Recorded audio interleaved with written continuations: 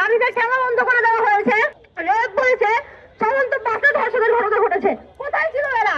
এদেরকে জিজ্ঞেস করেন, এদেরকে জিজ্ঞেস করেন, এদেরকে জিজ্ঞেস করেন। এই যে নারী পুলিশেরা এখানে দাঁড়ায় আছে, এই নারী পুলিশদেরকে জিজ্ঞেস করেন।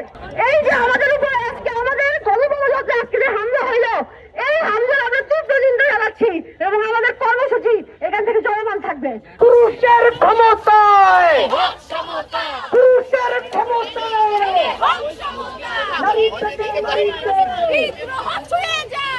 এই ৬-৭ মাসের মধ্যেও আমাদের নিরাপত্তা নিশ্চিত করতে পারছে না। বাসে, ট্রামে, যে কোনো জায়গায় রাস্তায় ঘর থেকে বের হলেই হচ্ছে নারীদের অনিরাপত্তা দেখা দিয়েছে। এবং আমরা দেখতে পাচ্ছি কয়েকদিন ধরে যে পরিমাণ ধর্ষণের শিকার হচ্ছে মানুষ নিশ্চিন্তে ঘর থেকে বের হয়ে সে জানে না যে সে নিরাপদে ঘরে ফিরতে পারবে কিনা। এবং এই সমস্যা নিরাপত্তাহীনতার যে ভোগার যে শ্রেণী, তার মধ্যে প্রথমেই আসে নারীদের কথা। এখানে আমরা জানি যে জুলাই অভ্যুত্থানে যে এই বিশাল একটা সংখ্যা যে নারীরা হচ্ছে আমাদের ভাইদের প্যানগার্ড হয়েছিলাম আমরা, তাদেরকেই হচ্ছে নানাভাবে এখন রাস্তাঘাটে হেয় করা হচ্ছে, ধর্ষণের শিকার হতে হচ্ছে।